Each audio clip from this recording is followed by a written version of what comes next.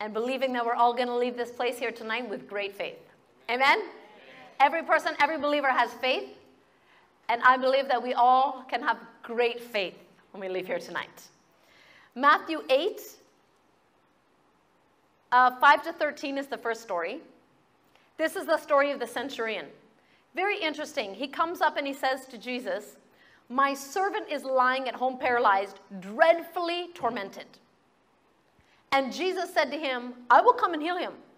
And the centurion said, "Lord, I'm not worthy that you should come. Okay? But speak only a word, and my servant will be healed." This to me, okay, this is where you see, if you really think about it, this guy has great faith. You can see this. Because Jesus says, "Okay, I'm coming to your house." And he says, "I don't need to trouble you, Jesus." Can you imagine? Most people are begging, "Jesus, put your hand on them. If you put your hand on them, something will happen," are trying to get Jesus to do something. This guy's the opposite. He says, "Jesus, my problem is big. I have a servant at home, dreadfully tormented." This is not just like the flu or the headache. Okay? Dreadfully tormented. But no, don't come to my house. That's too much time. You're too great to be in my house. No. Just say one word. One word for this huge issue I'm dealing with is enough. You see how he saw Jesus? He saw Jesus so great. He said, no, I don't need you to walk with me, to go to my house, to lay your hands on him. No. You're so amazing, Jesus, that one word can do it all.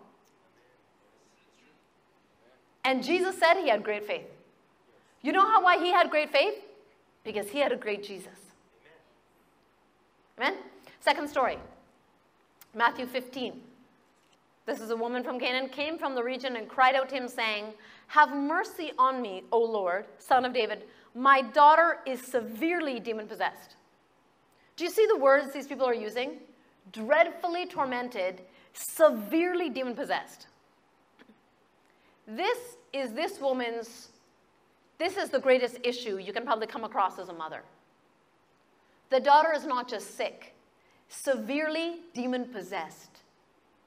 It probably means she cannot take the daughter anywhere. Maybe the daughter has to be tied up in a room somewhere. Maybe she's trying to hurt herself. Maybe she's trying to hurt others. Maybe she has severe depression. Can you imagine? This is the worst case I think you can think of for this woman. This woman says this, "Oh, Jesus, I don't need a whole piece of bread. But even the dogs can just take the crumbs that fall off." She says, you're here to minister first and foremost to the children of Israel? That's okay. I don't need you to go all the way to my house. I don't need you to do lots of things. A little crumb, a little extra that falls off of you is enough for me. Amen. She said, I'm not here to take you away from your purpose and your ministry. Just a little something that falls off of you is all I need. I mean, are you kidding me? This woman has a daughter severely tormented at home. And she doesn't say, "No, Jesus, it's not enough. You must come. You must do this." She looks at him as being so amazing. She says, "Your crumbs are all I need for a huge miracle." And that's where Jesus says again,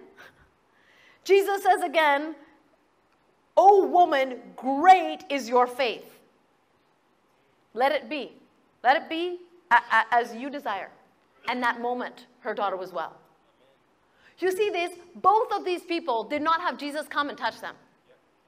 Both of these people only received a word. In fact, only asked for a word. You see, this is Jesus saying they have great faith. They didn't come up all proud and say, "Jesus, I have great faith." I don't even know if they knew they had faith. They just knew this. Jesus is so big, is so powerful, is so amazing. One little crumb, one little word of Jesus, it's done. Amen. For their huge, impossible situations. This is great faith. Amen. This is not something that they worked up. This is what Jesus said is great faith. So what is the number one key to having great faith? Is to having a great Jesus. Amen. I tell you right now, you already have a great Jesus. Yes. It's about seeing him as a great Jesus.